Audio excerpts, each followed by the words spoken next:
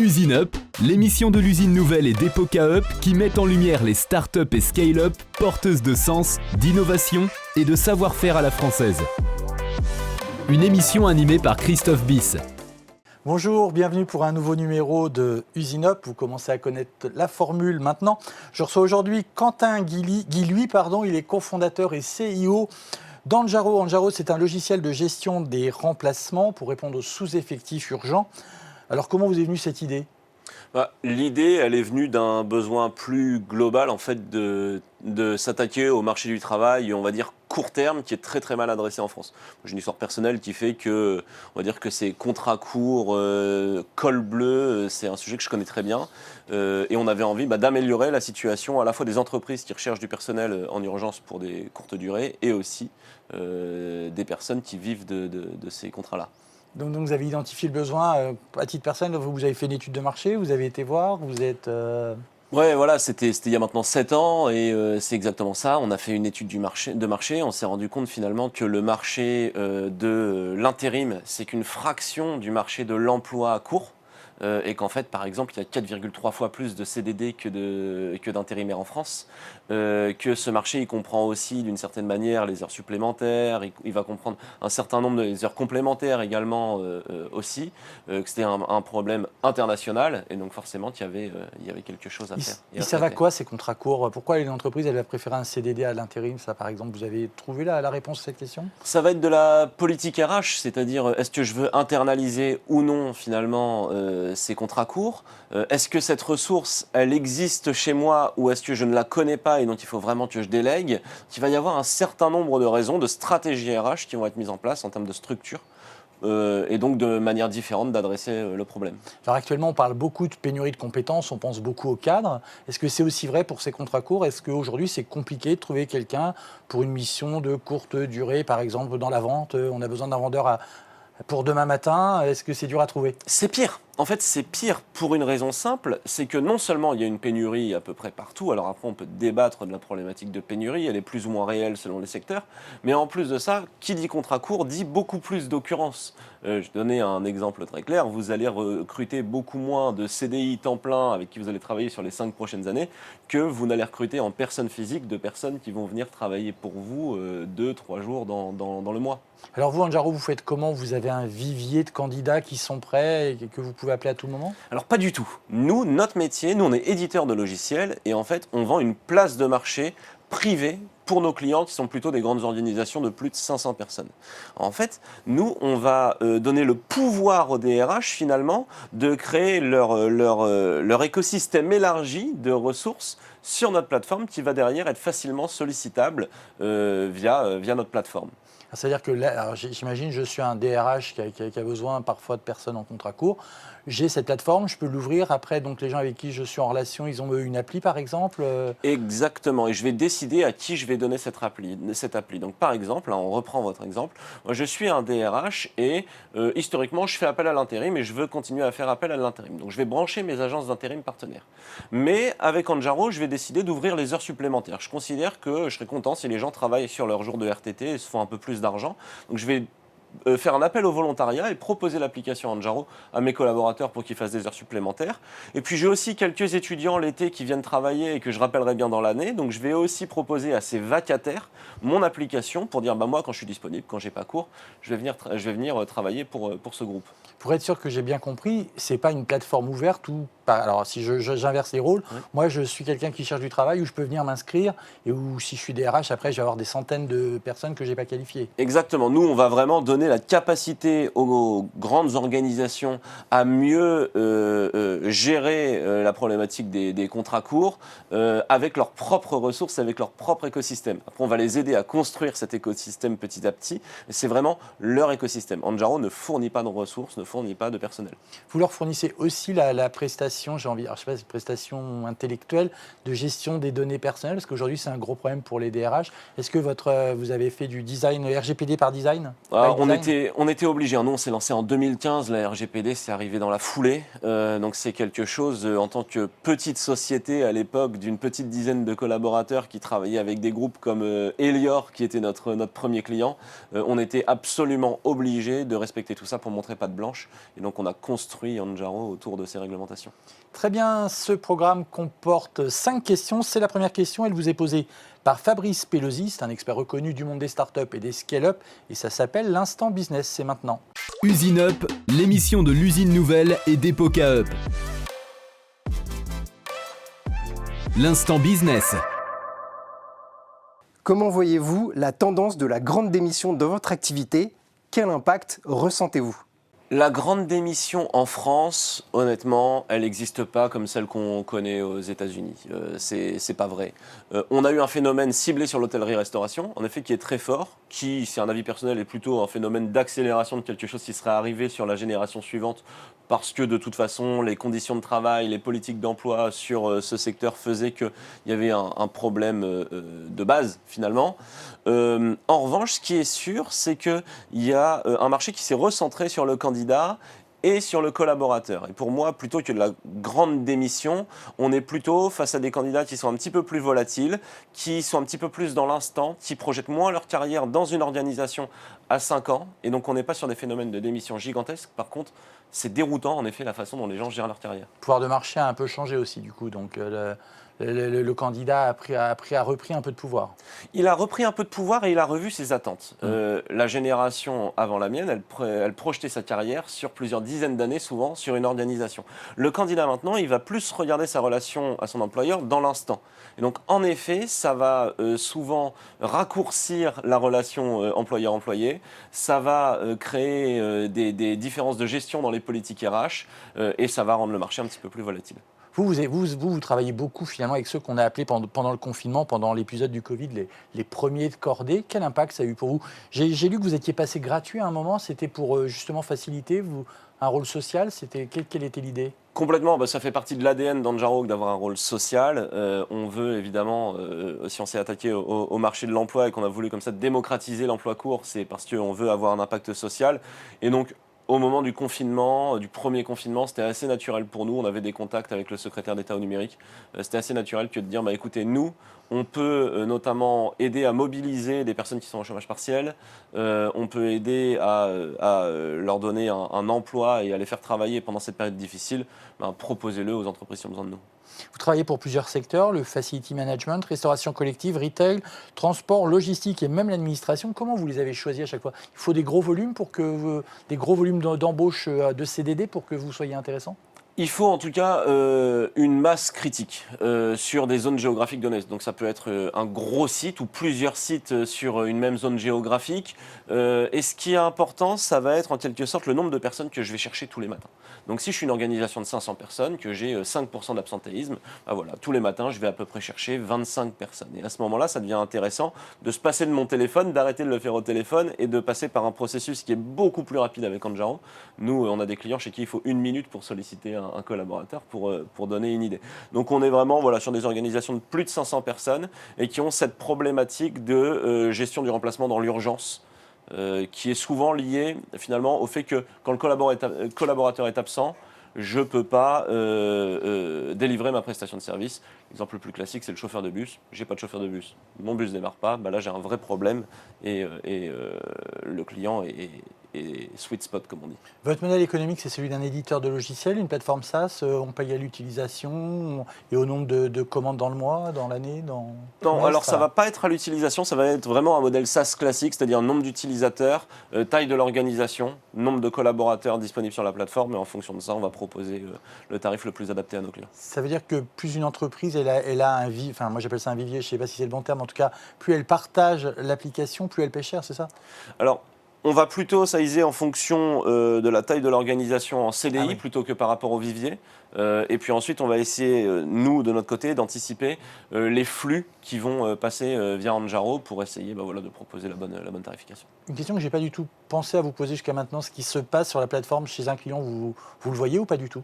Nous, on le voit, personne d'autre ne le voit. C'est-à-dire que notre client et nous allons pouvoir le voir, comme ça, nous, on va pouvoir les conseiller, parce qu'on commence à avoir une vous pouvez sortir des indicateurs, voilà, j'imagine que vous avez une activité après. Des choses très très utiles en termes de stratégie RH. Par exemple, je suis capable de vous dire, bah voilà, sur tel client à Bordeaux, depuis un an, tous les jours, il manque 10 personnes. Donc vous avez de toute façon un plancher de 10 personnes absentes. Ça, c'est intéressant parce qu'en termes de stratégie RH, ça va peut-être permettre de se dire, bah moi, je vais embaucher 5 personnes remplaçants volants, comme on dit, c'est-à-dire des CDI dont le métier, c'est de faire des remplacements, puisque de toute façon, ces personnes vont être occupées tous les matins. C'est l'instant RP Média. On retrouve Caroline Chalin-Darginet. Elle est patronne du pôle influence et relations médias, d'Epoca, et elle a une question à vous poser. Usine Up, l'émission de l'usine nouvelle et d'Epoca Up. L'instant RP et médias. À quel point votre image médiatique correspond à la réalité de votre business ? Alors c'est une bonne question. Je pense qu'elle est de plus en plus proche de notre réalité business, tout simplement parce que notre image médiatique, on la façonne de plus en plus autour de la culture d'Anjaro. Et la culture d'Anjaro, elle repose notamment sur des convictions sociales très fortes, sur une vraie volonté d'avoir un impact positif, évidemment, sur le marché de l'emploi. Et donc nous, on va se servir de ça, parce qu'évidemment, plus c'est vrai, plus ça paraît vrai dans les médias, et donc plus le message est porteur.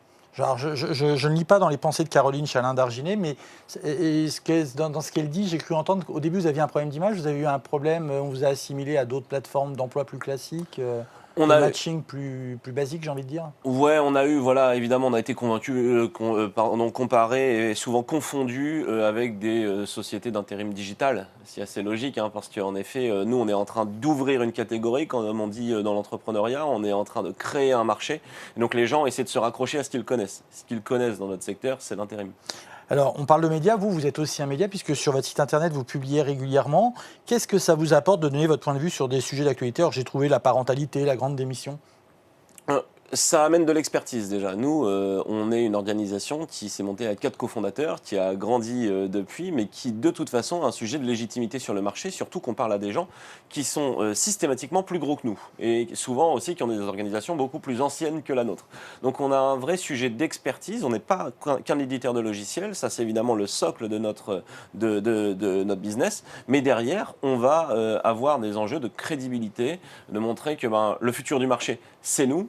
Et pour le montrer, rien de mieux que de montrer et de dire des choses intelligentes. C'est un moyen de vous faire connaître des DRH ? C'est un moyen non seulement de nous faire connaître des DRH, mais j'irai plus loin, c'est d'avoir des vraies conversations avec des DRH. Les DRH, en ce moment, ils sont sous l'eau, ils sont sollicités par toutes les startups de France. Je me rappelle, à une époque, on était plus de 500 rien que sur Paris. C'était ridiculement... la HRTech est très très dynamique. Ouais. Exactement, on va parler de dynamisme, on pourrait même dire que c'est trop d'une certaine manière, parce que quand vous êtes DRH, évidemment, vous êtes sollicité tous les jours par des acteurs et vous n'arrivez pas à faire le tri. Et comment est-ce que nous, on considère qu'il faut faire le tri ? C'est en arrêtant d'envoyer des mails à la volée, mais plutôt de parler d'expertise, de partager notre expertise et d'avoir une vraie conversation avec des DRH. Vous les partagez, ces posts, via les réseaux sociaux, auprès d'une communauté ? Vous avez une communauté, par exemple, sur LinkedIn ? Oui, on la partage sur notre page LinkedIn et puis moi sur la mienne. Oui, tout à fait, ouais. Ça marche plutôt bien. On a beaucoup entendu parler de vous récemment parce que vous travaillez avec l'Éducation nationale. Est-ce que vous l'aviez anticipé, l'effet que ça aurait, et que vous aviez préparé un discours parce qu'on est dans la fonction publique, l'éducation nationale, les remplacements, c'est touchy. Alors, de la même manière, un petit peu, on y est allé vraiment armé de nos convictions sur l'éducation nationale, ce qui fait qu'on a préparé un discours de façon assez légère parce que nous, on y est allé pour faire vraiment le bien, c'est-à-dire que moi, c'est une histoire qui démarre littéralement avec une conversation avec ma sœur qui est professeure des écoles, et nous, on est allé voir l'éducation nationale, on a envoyé un courrier au ministre pour lui dire nous, on a une solution pour qu'il y ait plus de profs devant les élèves tous les matins. Donc notre objectif, c'était celui-là. Il n'y a pas plus sain comme objectif, et en fait, c'est un discours qu'on a gardé et qui rallie tout le monde. Qui va rallier les syndicats, qui va rallier les parents, qui va rallier les profs, qui va rallier le ministère. Donc finalement, on est resté là-dessus, on est resté proche de nos convictions. Et c'est un discours avec un peu de coaching, évidemment, des gens qui nous accompagnent parce qu'on parle à des médias, des très grands médias, de manière très fréquente sur ce sujet. Qu'on a. C'est vraiment un sujet sur lequel on vous a plus interviewé que pour d'autres ? Complètement. Parce que c'est un sujet auquel la France entière s'identifie.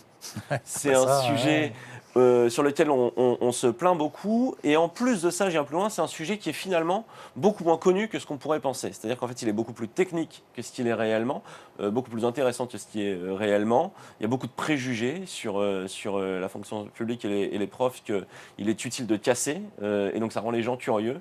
Et nous, on est content d'en parler parce qu'on a des très jolis résultats. Donc, on est assez bavard. Pour vous faire connaître, vous utilisez les réseaux sociaux, vous utilisez d'autres canaux, un peu de publicité? Pas du tout? La publicité, assez peu, parce qu'on fait du B2B enterprise, donc avec vraiment des mastodontes. Donc pour le moment, c'est quelque chose qu'on utilise peu. Les réseaux sociaux, beaucoup. Et les cercles d'influence, énormément.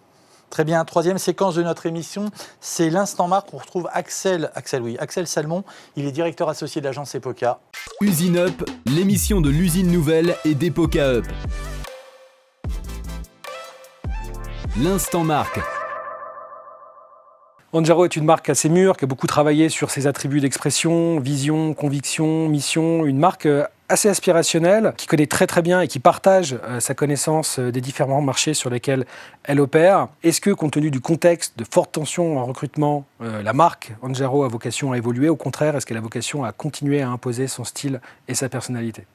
Déjà, c'est un joli compliment. Il n'engage que lui. Hein. Voilà, je sais pas si on en est là, mais en tout cas, ce qui est sûr, c'est que ça revient au même discours. Anjaro, de plus en plus, et notamment, il faut le dire, depuis le confinement, le premier confinement, on travaille beaucoup sur nos convictions et on va continuer dans cette direction-là, puisque on a de la chance, ça marche.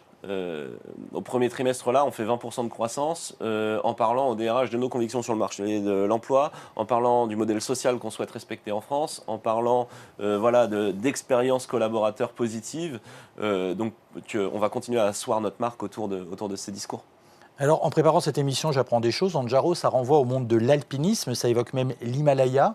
Alors, je me suis demandé pourquoi. Est-ce que parce que recruter quelqu'un dans l'urgence, c'est une montagne à gravir, ou parce que vous vouliez vous référer aux valeurs de l'alpinisme, ou peut-être les deux? Alors, c'est pas l'Himalaya, le Kilimanjaro, c'est en Afrique, pas loin, mais dans l'esprit, ça monte quand même haut, ça monte à plus de 5800 mètres, donc en effet, il y a l'esprit de la montagne qui est très très fort. Et en fait, on a décidé de prendre ce nom parce qu'on voulait se rapprocher de nos valeurs dans le nom même. Vous regardez le paysage des startups, on en parlait tout à l'heure, il y en avait plus de 500 en France à ce moment-là, même à Paris. Elles s'appelaient toutes Team Machin, Staff Bidule et que sais-je, HR truc. Et on finissait par être confondus avec des gens qui n'étaient même pas nos concurrents d'ailleurs, qui étaient juste dans le cercle des RH et où on nous disait mais je crois que je les ai déjà rencontrés. Et on s'est dit nous on va complètement changer, on va prendre contre-pied de tout ça, on va parler de nos valeurs. La montagne, l'alpinisme c'est l'esprit de cordée, c'est le sens de l'effort, c'est aussi les valeurs de simplicité qui nous correspondent chez Anjaro. On s'est dit on va prendre un nom inspiré du Kilimanjaro. Et en revanche, si les gens se souviennent de nous, au moins, ils se souviendront pour les bonnes raisons, c'est-à-dire pour ce qu'on est vraiment. Et au passage, on pourra vérifier ceux qui s'y connaissent ou pas en géographie. Donc vous avez bien compris que ce n'est pas mon cas. C'est pour ça donc, que vous avez changé du nom One Team. Oui, on était We Team, We exactement. Team, ouais. Et puis en plus, c'était très français. On trouvait ça beaucoup plus sympa d'aller trouver un nom qui correspondait à ce qu'on est vraiment. Un nom de marque, ça compte aussi en interne. J'imagine que pour faire votre plateforme, vous avez besoin de profils affûtés. Est-ce que justement, vous travaillez votre marque auprès de ces communautés, par exemple, de développeurs ou de très bons commerciaux, qui, je crois, aujourd'hui sont très durs à trouver? Ouais, de plus en plus.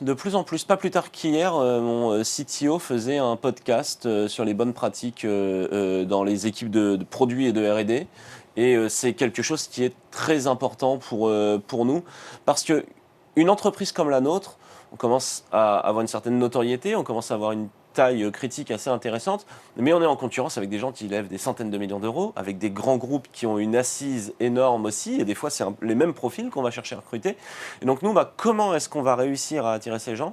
C'est via notre expertise et aussi via les gens qui travaillent déjà chez Anjaro, leur plaisir de travailler chez nous et puis le fait de travailler avec les meilleurs et je pense qu'on a des très bonnes personnes chez Anjaro. Et ça, vous travaillez en interne quand ils arrivent, vous travaillez, enfin je sais pas, comme de la même façon que vous allez voir les RH sur les réseaux sociaux, vous allez sur des sites spécialisés pour recruter les meilleurs ?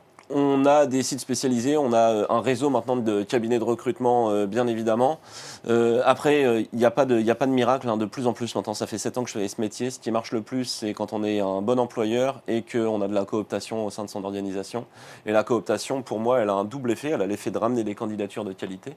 Mais en plus de ça, je me rends compte que avoir des collaborateurs fiers et engagés, ça motive les gens pendant le processus de recrutement. Et ce qui fait qu'on a un taux de transformation des gens qui démarrent un processus chez nous qui est beaucoup plus élevé que ce qu'il n'était il y a 5 ans. Je vais vous demander une réponse très courte, mais tout à l'heure, vous parliez vous-même de grandes démissions. Est-ce que dans les attentes des candidats, vous avez vu, est-ce que ça a changé ces dernières années? Oui, je crois. Fondamentalement, ça a changé. De la même façon, ils se projettent moins, même chez vous, même si vous êtes une très bonne boîte, ils ont... Réponse courte, en effet, je pense juste que leurs attentes ont changé et que le bonheur à l'instant T compte énormément et ils se donnent le droit de se tromper, ce qui était moins le cas avant. Très bien, on retrouve maintenant l'instant finance. C'est Marc Wyatt, il est associé corporate finance chez KPMG et lui aussi a une question à vous poser. Usine Up, l'émission de l'usine nouvelle et d'Epoca Up. L'instant finance. Le marché de logiciels RH, un marché énorme, plusieurs milliards de dollars au niveau international. Vous avez une croissance assez impressionnante, mais aujourd'hui, vous êtes minuscule dans ce monde de logiciels d'RH. Si vous voulez exister dans le moyen terme, il faut vraiment s'imposer dans ce marché. Donc, quelle est votre ambition en termes de chiffre d'affaires sur un horizon de 5 ans? Et quels sont les moyens nécessaires en termes de levée de fonds pour réussite au niveau national et demain international? Alors, l'ambition en chiffre d'affaires, elle est évidemment très importante. On est une société qui évolue dans le milieu de l'hypercroissance. Alors, est-ce que ça a un sens de parler de 50 millions ou de 30 millions d'euros? Finalement, de toute façon, on est sur des chiffres d'hypercroissance qui sont extrêmement importants. Ça passe par de l'international, c'est une réalité. Aujourd'hui, vous êtes uniquement français? On est uniquement français pour le moment, exactement. Donc, l'international est un objectif à court-moyen terme pour Anjaro qui va nécessiter des financements très certainement. Et puis ensuite, je rejoins totalement Marc Wyatt, il y a un enjeu de diversification de produits, c'est-à-dire que si on veut devenir un géant à l'heure actuelle, eh ben, on voit que les meilleurs ont démarré en étant un peu comme nous, un best of breed sur son marché. Et puis derrière, il y a des enjeux de diversification pour augmenter la pénétration marché. Alors pardon, j'ai pas le vocabulaire best of breed. En gros, on est les meilleurs sur notre petit secteur. Et puis l'idée derrière, c'est de s'étendre en diversifiant nos produits. Vous savez déjà dans quel pays vous aimeriez aller? Vous les avez déjà identifiés? Finalement, de toute façon, hein, quand on est français et qu'on veut devenir un champion européen, une fois qu'on a passé la France, souvent on se dit que l'Allemagne et le Royaume-Uni sont les cibles suivantes. Puis l'Espagne, l'Italie, Benelux viennent dans un second rideau. Après, on a toujours un œil de l'autre côté de l'Atlantique parce que notamment dans notre domaine RH, c'est un marché qui est très très porteur, qui est plus gros et donc très intéressant. C'est la question de Marc Wyatt qui m'y fait penser. Vous avez déjà été approché par des géants du secteur qui aimeraient rajouter leur brique à ce qu'ils proposent aux RH? Ça commence, relativement peu encore, mais ça commence. Donc là, on se dit, on commence à se poser des questions ou vous êtes assez sûr de vous? Ça donne envie d'avoir de l'ambition surtout, mais c'est à la fois flateur, ça met en place des partenariats, c'est une option parmi tant d'autres pour le futur d'Anjaro, donc il ne faut pas non plus les rejeter directement, c'est des choses évidemment qui se regardent.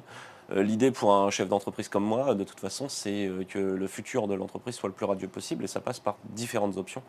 Ça en est une. Vous avez levé des fonds en 2020, 13,4 millions d'euros. Et vous avez fait ça quasiment au moment du confinement, ça a été compliqué? Alors déjà, c'est intense moralement que de lever de l'argent en plein confinement. On est quelques-uns à l'avoir fait et je pense qu'on en a tous un souvenir assez nuancé. Parce que les investisseurs étaient frileux? Il y a une vraie frilosité, notamment pendant la première semaine. Nous, il faut savoir qu'on a finalement tout signé le 9 avril. De mémoire, c'était 3 semaines après le début du confinement. On a eu 10 jours en eau trouble, on va dire. Vous avez de l'incertitude sur certaines signatures? On a eu de l'incertitude, mais qui n'était pas forcément légitime. Parce qu'il faut le reconnaître, le marché des investisseurs s'est très bien comporté pendant les différents confinements. Et nous, en plus, on avait en investissement premier ID Invest.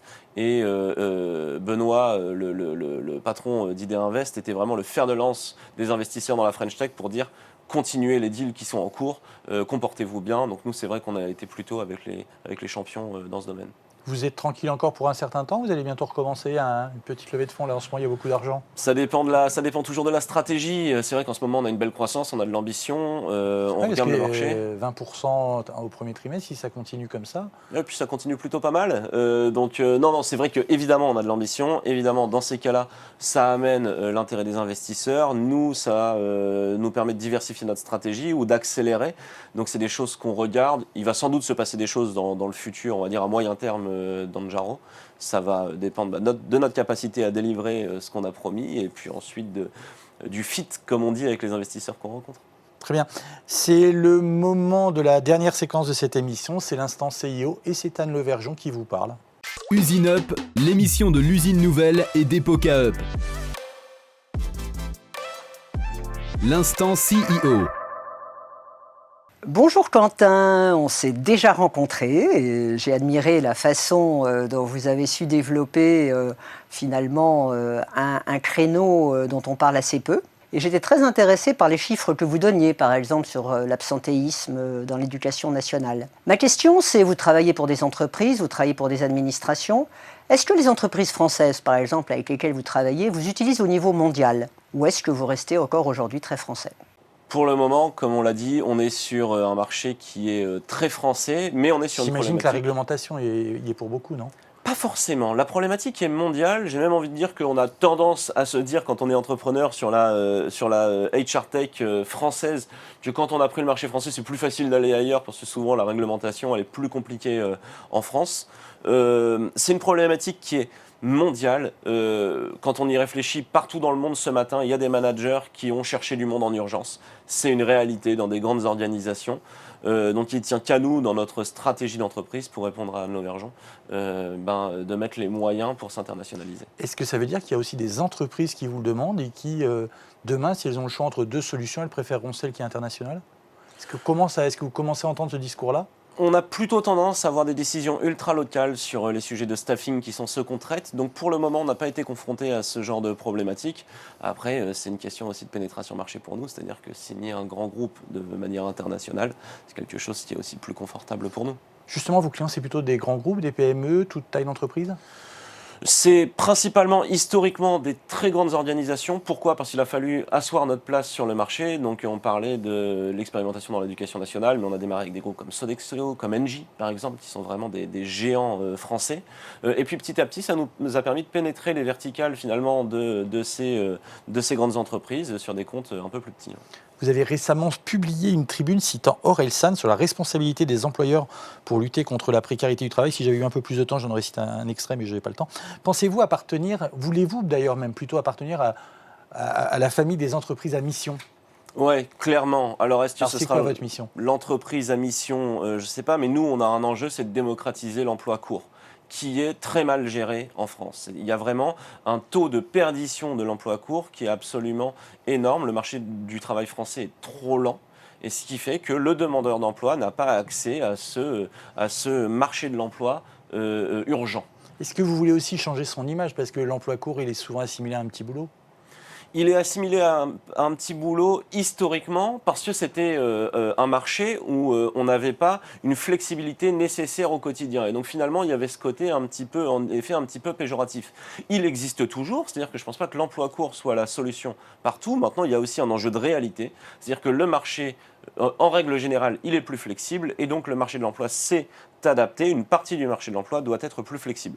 Ça, c'est une réalité. La question des pénuries de compétences, on en a parlé à plusieurs reprises, est au cœur des préoccupations.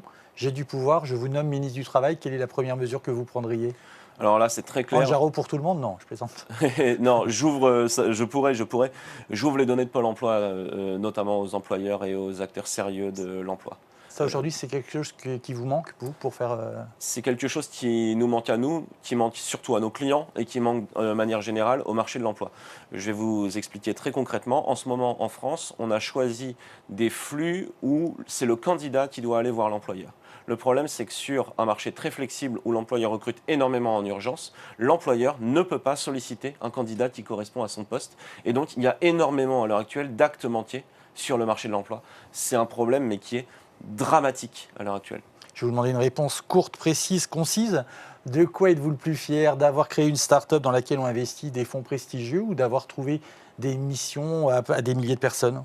À la deuxième, on va faire la 1 000e mission ce mois-ci pour Andjaro. Voilà, on a fait bosser 1 million de jours à des gens qui en avaient envie, c'est absolument fantastique.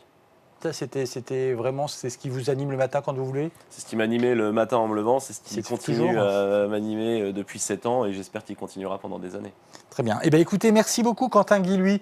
Je rappelle que vous êtes le cofondateur et le CIO d'Andjaro et que donc vous êtes passé dans les studios Victoire, attention, il ne faut pas que je me trompe, pour ce numéro d'Usine Up. Merci beaucoup, à bientôt.